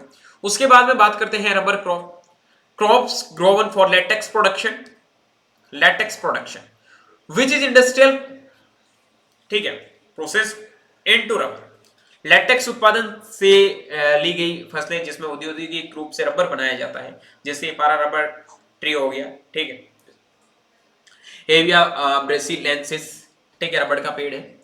उसके बाद में बात करते हैं बायोफ्यूल एनर्जी क्रॉप, आपके जैव ईंधन वाली फसलें, जैसे आपने जेट्रोफा कर्कस का नाम सुना होगा, सबसे इंपॉर्टेंट प्लांट माना जाता है, ठीक है, जो क्या करता है, बायोडीजल प्रोड्यूस करता है या एनर्जी बायोफ्यूल वगैरह बायोफ्यूल भी देता है। कसेवा हो गया, स्वीट पोटैटो हो गया, शुगर कैन हो गया, शुगर बीट हो गया, ठीक है। उसके बाद में हम बात करते हैं रूट क्रॉप की, मूल फसलें, crops that store food their the large root, जिनकी जड़ों में भोजन का भंडारण होता है, स्वीट पोटैटो, शकरकंद, टॉफिएको, शुगर बीट, कैरेट, रेडिस, कसेवा, येम, बीन, ये सब पता है आपको। क्या कैरेट की क्या खाते हो, अरे गाजर, जड़ी तो होती है ना भाई। ट्यूबर क्रॉप, सर यहां पे पोटैटो नहीं आ रहा है, अरे मेरे भाई पोटैटो का कभी भी भूल भटके मत लिख देना कि उसका रूट पार्ट खाया जाता है, पोटैटो स्टेम पार्ट होता है, ये चीजें आपको पता होगी अगर किसी ने बायो अच्छे से पढ़ा है। ये मत लिखना कि पोटैटो क्यों नहीं आया इसमें, ये क्वेश्चन आया हुआ है, काफी बार पूछा है, इसलिए बता रहा हूं, ठीक है। ट्यूबर क्रॉप, कंद फसलें क्या होती है, crops that stored carbohydrate in underground stem tubers, भूमिगत, जो देखो जो आपके तनों कंदों में भोजन को संग्रहित करती है, आलू, रतालू, ठीक है। हवा में बनने वाले कंदों को ट्यूबरकल कहा जाता है, ठीक है। ट्रक क्रॉप्स क्या होती, प्रिवेन्य फसलें, जिनको भर के बहुत लंबे ड्यूरेशन तक लेके लंबे ड्यूरेशन क्या लंबे डिस्टेंस तक लेके जाते हो, ठीक है। Crop grown distance market requiring heavy transportation, जो आपका टाइपिकली क्या होता है ना, इसमें पेरिशेबल फ्रूट्स और वेजिटेबल्स ऐसी होती है जो एक थोड़े लंबे टाइम के लिए और लंबे डिस्टेंस के लिए अगर आप लेके जाओगे तो उसको सड़ने का, खराब होने का खतरा नहीं रहेगा, वो आपका ट्रक क्रॉप्स होता है, ठीक है। यहां तक चीजें क्लियर है। उसके बाद में आगे बढ़ते हैं, ट्रैक शब्द जो ट्रैकियर से आया है, जिसका अर्थ होता है विनिमय, व्यापार करना, एग्जाम्पल टोमेटो, ठीक है, कैबेज, ठीक है। अब ये जितने भी जो मैंने क्रॉप्स के टाइप पढ़ाए हैं, ये सब चीजें आपको एक दो बार आप देखोगे तो सारी याद हो जाएगी, पेपर में कोई क्वेश्चन गलत नहीं करूंगा। हो सकता है इनमें से दो चार ही इंपॉर्टेंट हो, बट मैं अभी नहीं बताऊंगा कौन सी दो चार इंपॉर्टेंट है, क्योंकि अभी के लिए मैं तुम लोगों को ऐसा बना के रखूंगा कि फाइनल कहीं पे भी कैसा भी क्वेश्चन आए तो आप लोगों का गलत नहीं होना चाहिए। हमारा टारगेट सिर्फ सेमेस्टर पास करना नहीं, वो तो मैं एक रात में ही करवा दूंगा, गारंटी है, एक रात में ही करवा दूंगा, लेकिन वो टारगेट अपना नहीं है, ठीक है। बहुत सारे भाइयों को करवाया है, ठीक है, यूट्यूब पे जब वन शॉट चलेगा ना पेपर से पहले 2-2 3-3 घंटे का, उसमें सब यही चीजें इंपॉर्टेंट ही पढ़ाई जाती है, ठीक है, सारी चीजें नहीं पढ़ाई जाती उसके अंदर कि क्या पेपर के अंदर पूछी जा सकती है। एक मिनट, चलो यहां तक सारी चीजें क्लियर है। किसी को कुछ पूछना? स्टेम स्टेम, हाँ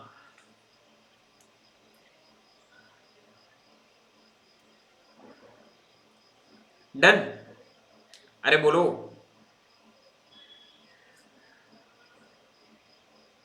चंदन कहाँ गया? चंदन नहीं गया? अरे वो चंदन ने तो बोल दिया सर बस करो, फिर भी चंदन क्लास में है, तो बहुत बड़ी वो जिगरा दिखाया चंदन ने, है ना? No sir, good. तो अब ये लास्ट पार्ट है आज के टॉपिक का। क्वेश्चन पूछा जाता है वर्टिकल और हॉरिजेंटल फार्मिंग क्या होता है। एज यू नो कि वर्टिकल और हॉरिजेंटल फार्मिंग के बारे में थोड़ा बहुत मैंने लास्ट लेक्चर के अंदर बताया भी था कि भाई वर्टिकल क्या होता है और हॉरिजेंटल क्या होता है। ठीक है, इसको आइडिया है?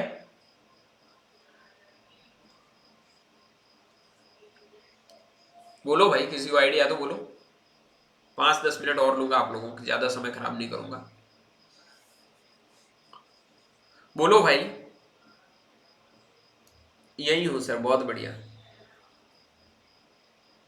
नहीं नहीं नहीं, हमारे छठ नहीं मनाया जाता है। अरे तुम्हारा छठ था यार, छठ की छुट्टी दे देता यार, बता देते पहले। हाँ भाई, पहले बता देते, छठ की छुट्टी दे देता। मेरे को आइडिया ही नहीं था, फिर कल तो क्लास नहीं लूं।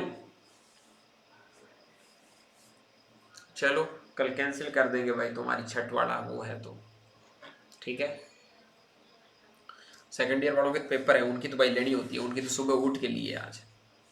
मेरे लिए 7 बजे उठना मतलब तुम समझ रहे हो कितनी बड़ी बात है। चलो कोई आइडिया नहीं है, गोचू हो सब, मैं बताता हूँ। कल नहीं है?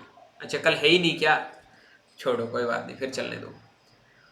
वर्टिकल, हॉरिजॉन्टल,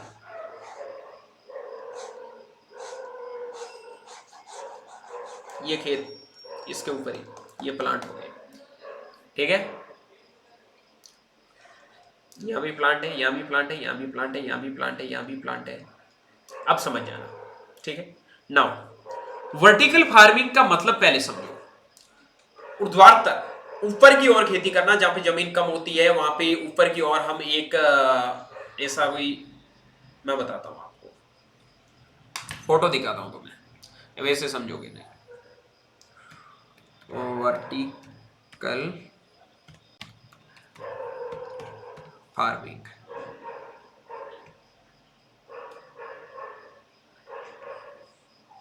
इमेज समझो, इसको देखो। ये क्या है? यहां प्लांट लगाया, प्लांट लगाया, प्लांट लगाया गया, लगाया गया, लगाया गया। ठीक है, ऐसे मत करना कि सर गन्ना लगाऊंगा वर्टिकल में, कुछ कुछ क्रॉप ही लगाई जाती है। ये देखो, समझ रहे हो ना?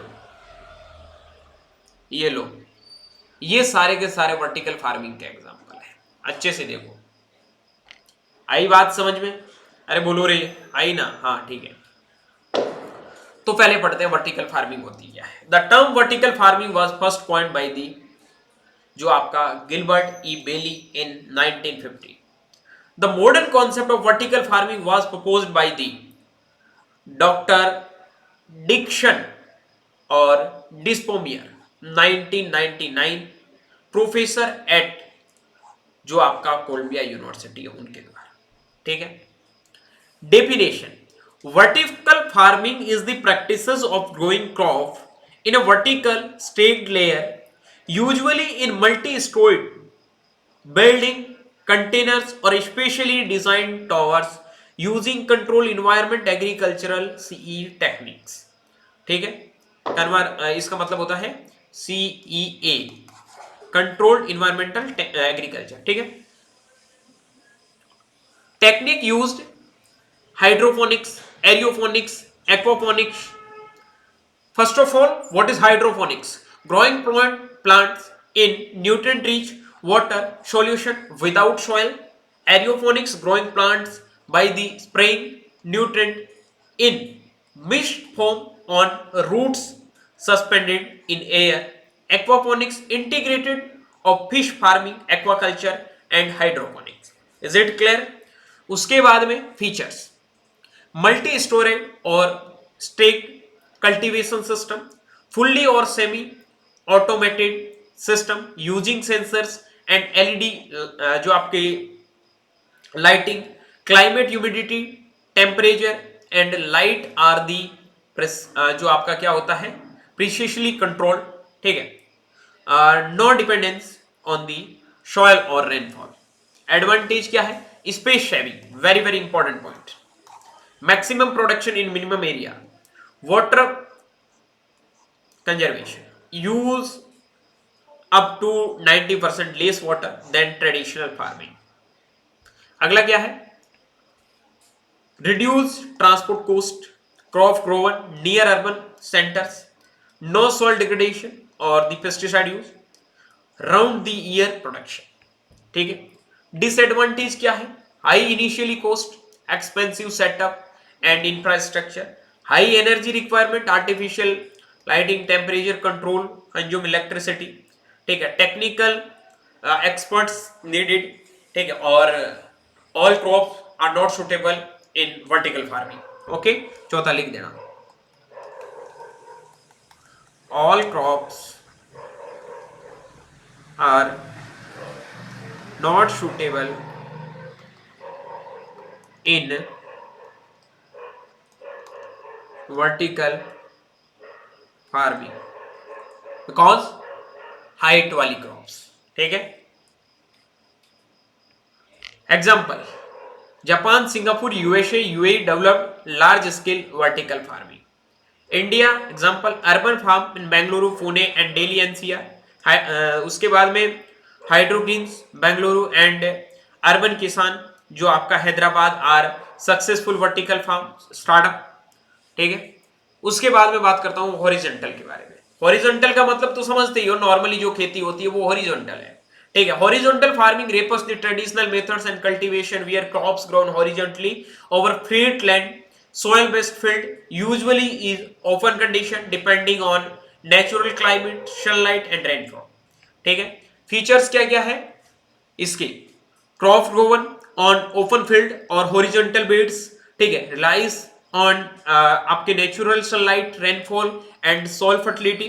उसके बाद में low investment and low maintenance. उसके बाद में आपका mechanisation, tractors, harvesters possible on large land. Advantage क्या क्या है, low cost farming, minimal investment compare to vertical farming, large scale production possible. उसके बाद में आपका suitable for most food crop. Disadvantage क्या क्या होते हैं, हाई लैंड रिक्वायरमेंट, गुड। उसके बाद वेदर डिपेंडेंस, ठीक है, फील्ड जो आप affected by the drought, flood और pest, soil degradation and water loss, ठीक है। एग्जांपल के रूप में traditional crop farming in India such as wheat, rice, maize and pulses, horizontal green houses and open field cultivation system. Now what is difference between horizontal and vertical farming structure, crop grown in vertical layers on towards a horizontal crop grown on flat land, ठीक है। land use efficiency very high, grows more in less space, low need large area, water usage 70 to 90% less than conventional farming, dependence on rainfall or irrigation, environmental control fully control temperature, humidity, lights। उसके बाद natural environment है वो आपका किसको मिलता है, horizontal farming को। Energy requirement high, artificial light, sensors, और उसके बाद में आपका हॉरिजॉन्टल लोड, आपका natural sunlight, production system indoor and urban based, outdoor and rural based. Now example में हाइड्रोपोनिक्स, ठीक है। उसके बाद में नेटिक्स एंड टावर्स। उसके बाद वीट और राइस इन ओपन फील्ड। ये आपका हॉरिजॉन्टल और वर्टिकल फार्मिंग है।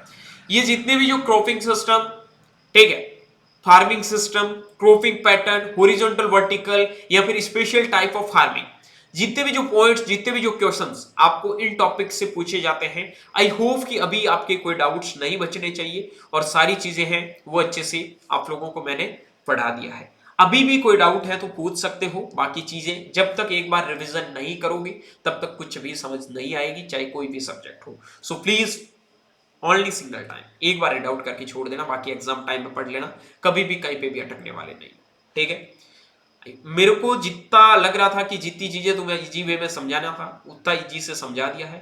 अभी भी कोई क्वेश्चन माइंड में चल रहा है, बहुत इजी लैंग्वेज लेके आता हूँ, ठीक है, इजी वे में पढ़ के चीजें समझ सकते हो। कोई डिफिकल्ट ऐसी लैंग्वेज नहीं है जो समझ नहीं सकते हो। कुछ टॉपिक्स ऐसे होते हैं जिनकी हो सकती है डिफिकल्ट लैंग्वेज, क्योंकि कंटेंट ही नहीं होता है यार, लिमिटेड। ठीक है, ऐसा सब्जेक्ट तो क्या कर सकते हैं। ये सब चीजें एकदम आपकी क्लियर हो जानी चाहिए। काफी बड़ा टॉपिक था, हालांकि बेसिक क्वेश्चन पूछे जाते हैं, थोड़ा मैंने बड़ा बनाया है क्योंकि आप लोगों को यहाँ से आइडिया होना चाहिए। यहाँ से चीजें नहीं पढ़ोगे तो फिर मजा नहीं आएगा। बहुत इंपॉर्टेंट क्वेश्चंस यहाँ पे आप लोगों को पूछे जाते हैं, चाहे वो एमसीक्यूज बेस्ड पे हो, चाहे आपका थ्योरी पार्ट पे हो, चाहे आपका प्रैक्टिकल हो, ठीक है, चाहे आपका वाइवा हो, कुछ भी हो, सब जगह ये क्वेश्चंस यहाँ से आस्क किए जाते हैं। अब कोई डाउट नहीं होने चाहिए।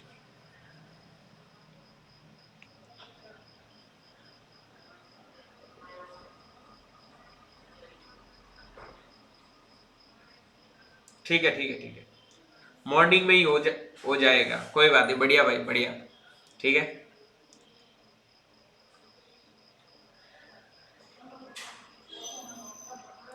ठीक है। किस में फॉरेस्ट क्रॉप लगानी है? हैं? घर के कमरे के अंदर फॉरेस्ट क्रॉप लगाएगा क्या? अरे क्या घर के कमरे के अंदर फॉरेस्ट क्रॉप लगाएगा क्या? हाँ, डाउट है तो पूछ लो सारे बच्चे। बाकी थैंक यू सो मच, एकदम इतना डेडिकेशन के साथ में 1.5 घंटा क्लास देखी है।